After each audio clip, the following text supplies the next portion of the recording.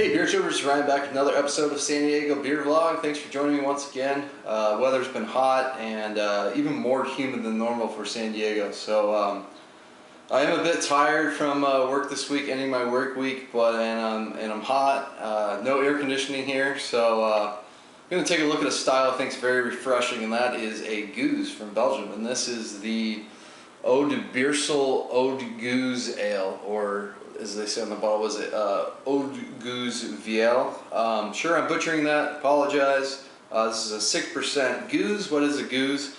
Well, it's essentially a lambic, but it's blended lambics. There's fresh lambic, which can be very, very tart and sour, and then they blend it with some aged lambic, which has been aging. The tartness mellows out over time. So they blend the two together to create a really nice, refreshing beer, often compared to like a sparkling wine, but they also can be very, very sour. This is a bit of a vintage bottle. It looks like the cork says 08. This is best before October 19th, 2029. So I mean, these are beers, despite being only 6%, you can age a long time. Lambics, or Geuze in this case, perfect for aging.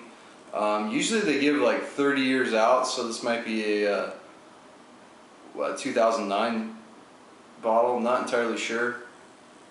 I do like the fact that they cork and cage this size bottle. It says PL08 on the cap, so maybe that was when it was bottled and they let it age at the brewery before they released it in 2009. Not entirely sure on this beer. This is the first time I've ever had this particular beer, and a beer from this brewery. But it's Belgian, very much a Belgian beer, of course. Ton of carbonation. It's a pretty murky orange color, about like 2 fingers of head on there. It's just bright white. It's probably going to fade away pretty quickly because this is a acidic beer. It's been sitting in barrels for a long time, so usually doesn't lend, and it's very lowly hopped, so it doesn't lend very well for head retention. Let's get the aroma on it. Yeah, it smells like a Geuze. It's got a lot of funkiness to it. Definitely a lot of funk. There must be some Brett in here. Brett and obviously wild yeast. It's got that hay note, but then there's this barnyard kind of funk to it, kind of like a wet blanket. I'm getting a little bit of like a banana note in there as well. You know, a lot of yeast esters going, a little bit of a spice note to it. It doesn't smell overly tart, like it's not very vinegary like some Geuzes can be. This one has much more funk going on. One of my favorite Geuzes is Girardin's 1882 Black Label. That one has big like apple cider vinegar notes. Not getting a whole lot of that on this nose.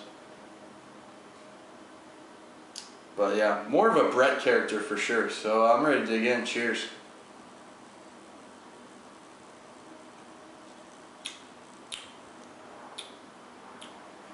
Big carbonation up front. Tartness hits your palate. You might not be ready for it, but hits up front. Kind of carries over most of the way through the beer. It's a very light beer. You know, light mouthfeel on it, high carbonation, really crisp, refreshing type of beer.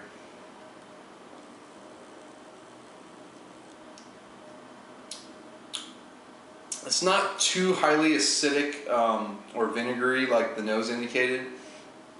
You get more of like a citric acid on this beer. Big time like lemon notes, like mouth puckering kind of lemon character. Like once that tartness fades, kind of get some lemon. And then the aftertaste kind of carries over with the nose with the funk.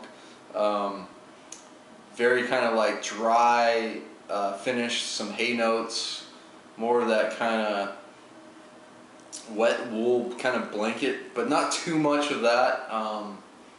But definitely a big earthy note that you kind of get associated with that barnyard funk on the finish. As I sip on this one more, it's getting better. There was a lot of carbonation at the start pouring this beer, and now I've just been trying to swirl it up. With that high carbonation, it kind of was attacking your tongue a little bit too much, almost giving like an astringent taste. Now that I've been sipping on a little longer and swirling out the carbonation, gets a little more rounded and smoother on the palate, and makes it a little easier to drink as well. And as it warms up, definitely that barnyard funkiness is definitely coming up in the taste and on the nose more than when it was colder. And I get a little less of that kind of like big kind of lemon tartness. Palate's definitely getting more used to it.